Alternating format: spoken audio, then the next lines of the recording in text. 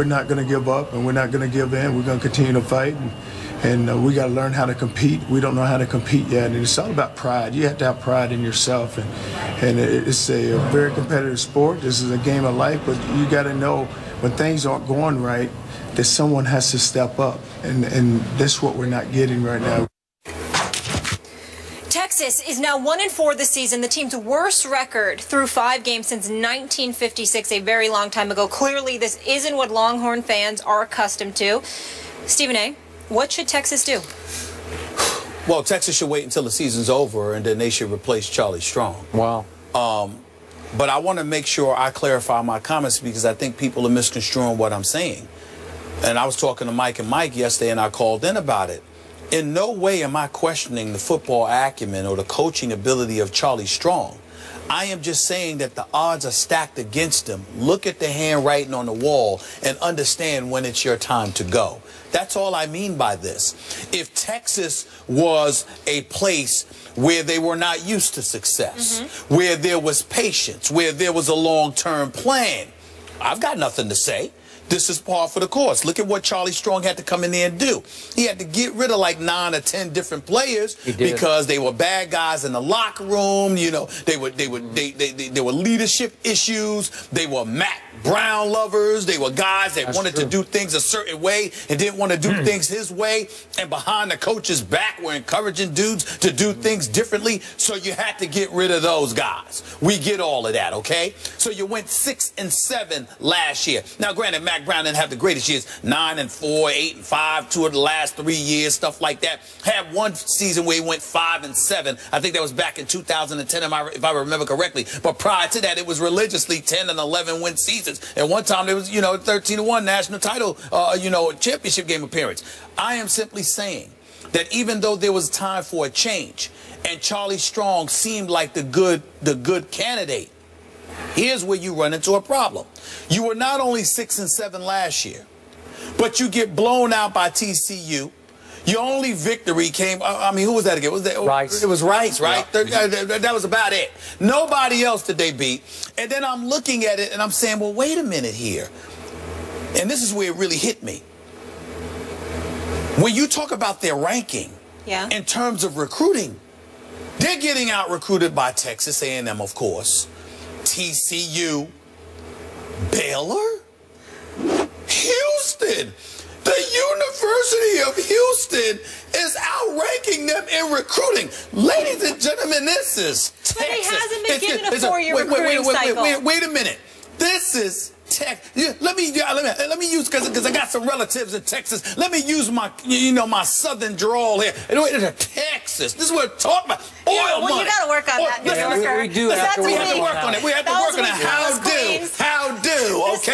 Here's the deal. I love the folks in Texas. I'm not being derogatory here. I'm saying to you, it's Houston.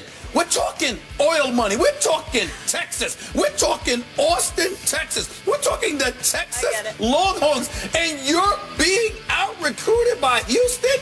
What I'm saying to you is this. This ain't about Charlie Strong, the competent coach. I believe in this man. I believe under better circumstances he should stay. But the AD who hired him obviously hired him against the wishes of a bunch of boosters, alumni members, etc. They're coming out now and publicly declaring they support Charlie Strong. But you know this better than me. Behind their back, with all of these struggles going on, they want that man out of there. They just don't want to look like the bad guy. Nobody's a fool here. We can see the handwriting on the wall. So my point was, not only is that going on, not only is your #1 supporter, the AD, going, but on top of it all, you're looking bad because with all of these first-class facilities and the resources that you have, which are second to none, you are getting out-recruited by all of these other universities in Texas? That is a problem. And I'm saying, see the handwriting on the wall? They ain't going to support you, Charlie Strong. I don't care what they say. Get the hell out of there. Get out of there quick, fast, in a hurry. Go to Miami. And not only that, this is what they're going to use, Skip. You tell me this because you know, listen, I know college football because of you, my man. Come on now. You the one that got me started watching it religiously. This college That's football. right. Yeah. Look at what McElwain is doing at Florida. Man's undefeated. He is flat out balling, okay? I think that cupboard was not there when he took over. That's right. It was full. And look at Windham in Utah. I mean, you look at what they're doing. They're number 5th ranked team in the nation. And Charlie Strong, 1-4, okay. winless in a Quick question. I got to acknowledge the obvious elephant in our living room. Sure.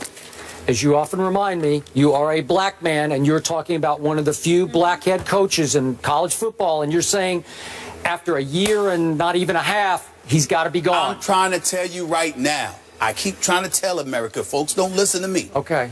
I'm a fair-minded dude. Yes, you are. Listen, I'm the guy that sat there and said Lovie Smith don't need to be in Chicago anymore. That was after many years. I didn't say he needed to not be a head coach. I said he needed to be out of Chicago. And Marvin Lewis, you have said. Come on now, 12 years, you can't win a playoff game. Okay. I'm going to call what it is. Thank you. But I look at Charlie Strong. I think Charlie Strong should be a head coach in Miami. I think he should be a head coach at various other institutions. I'm just saying, Texas, look at the handwriting on the wall, Charlie. They're going to get rid of you, bro. They owe him a bunch of money now. They're going to have to give Dolan about 15. At least 15 million from what I heard, not to mention his assistants. Man, they can write that thing off. They can sit there and pay you and spread it out a few years. But look at the handwriting on the wall, Charlie. They're going to get rid of you. Get out as fast as you can. It's a bad situation for him. That's what I mean. I'm not saying, be fired because you can't coach. I'm saying he needs to go because they never wanted him there to begin with, and the struggles they're not going to stand by. And now you got freshmen sitting up there texting in the middle of a game about how, whether or not he should transfer. Look. That's happening because, guys, they're imploding. You know when you implode, Skip? When you know that your head coach doesn't have the support, because if he did, you would toe the line. You're not towing the line because you know there are whispers out there about how people don't want Also reports of internal dissension. Yes. The freshman class going back and forth with the upperclassmen. That's right. A lot of friction there. And by the way, Charlie Strong should take over the defense because that's his signature anyway. Nobody knows the defense better than him. Before I get into my answer, that's the only really bad sign here. That's right. Charlie Strong can coach the heck out of defense because he did it at Florida and he did it at Louisville. And he did it as a coordinator and a head coach. That's right. And then I'm looking at, wait a second, Charlie, on national TV early on, you give up 38 at Notre Dame. Yep. Then you give up 45 at home to Cal. And then you give up 30 at home to Oklahoma State. Yeah. And then you give up 41 at TCU. And by the way, everybody was acting like that was such a big deal at how they lost to Cal because the extra point was missed. My thing was, what the hell are you doing giving up 45 points? 45 at home. Now that Jared Goff can play. We'll get into him later. 45 though. Okay. Let me just declare myself here because obviously I was born and raised a University of Oklahoma fan. They play this weekend in the Cotton Bowl, arch rival. 10th ranked in the nation. And I was scared of what's going to happen. I was taught at an early age to hate everything Texas, University of Texas.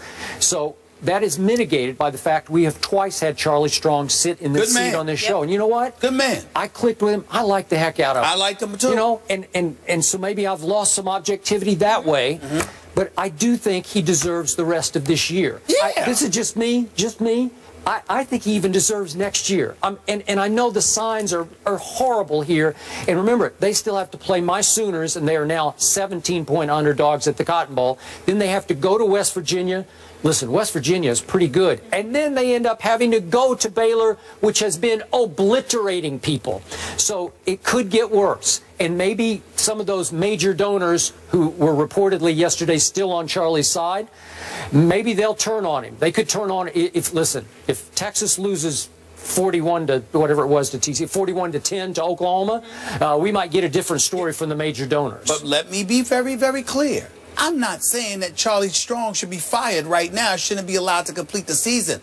I'm not saying he doesn't deserve to have a long-term opportunity to build this program. What I'm saying is the struggles that he's having at this particular university, which ain't trying to rebuild, which ain't trying to wait, which ain't trying to have a long-term plan, and you combine it with the fact that you in Texas and they didn't want you there to begin with. You're saying it's more the situation. It's the situation. Look, Charlie Strong, see the handwriting on the wall and get the hell out of there. All right. That's what I'm saying. Okay, well, are you blaming Texas more than Charlie Strong? Well, I'm blaming them from the perspective that I think that there were whispers from the time he got there that they didn't want him there. When you combine that with the changes that he ultimately had to make, where he had to be for and he spoke very highly of Mac Brown, and we all think highly of Mac Brown, but the bottom line is he had to be sort of the anti-Mac Brown. Did. Do you see who Mac Brown is? Have you met a nicer guy? No. I mean, my God, he's just a sweetheart of a guy. Yep. Well, that's not Charlie Strong. Nope. He's not a bad guy. No, Charlie Strong is a good tough guy. But he's a tough guy. He's a disciplinarian.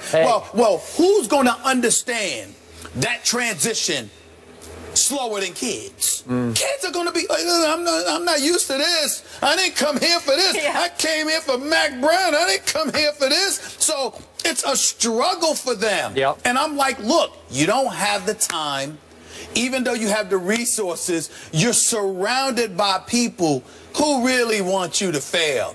And there are great opportunities for you elsewhere. Because no matter how much you, even if you win at Texas, when you're surrounded by people who don't want you around, well, you take it when the opportunity is just so great until something just as great, if not greater, comes along. All right. That's all I'm saying. Okay, he did get one huge break. The AD who hired him, Steve Patterson, had alienated so many of the major donors that he got fired after just 2 years. That's right. And it was such a PR nightmare for that school that I think it would look even worse if then at the end of this year you remove Charlie Strong. So I think he has a little PR cachet just because that guy made such a mess of the athletic department. I don't believe Charlie Strong has any PR cachet in Texas. Well, it's by default. And you know this better than me. All that matters at Texas is Texas. Okay. They don't care how the outside world feels. Okay, football country. That's who they are. Last quick point, being totally objective. Charlie Strong did one thing in in-game strategy that really did rankle, I'm sure, a lot of Texas fans. And that was in their first conference game at home against Oklahoma State, who's a pretty good football team. They had them on the ropes. That's why. Remember, they had Cal and Oklahoma State on the ropes. Those are two pretty good teams, so let's give him that. Even though you're giving up a lot of points, you're also, because the young quarterback, Gerard Hurd, is pretty good. I like him. He's not a good thrower, but he can, man, you talk about Russell Wilson. This kid's got Russell Wilson all over him. Okay? So you're in the game against Oklahoma State, maybe in control of the game. I watched the whole game. Oklahoma State has the football and is driving for the tying field goal, and Charlie Strong got a 15-yard unsportsmanlike conduct penalty for arguing with the ref and set up the tying field goal. See, that's the kind of thing under this kind of stressful pressure. You cannot do that. There you go. Okay. There you go. Just the latest example to support what I'm saying. All right. He just needs to go elsewhere. I'm not questioning his coaching ability, whether or not he deserves to be a head coach. I know he does. Okay. Okay? He just don't need to be there. Okay. Well, I hope Shaka Smart in basketball, I hope he gets off to a better start. I was getting ready to say that. There's even more pressure on Shaka Smart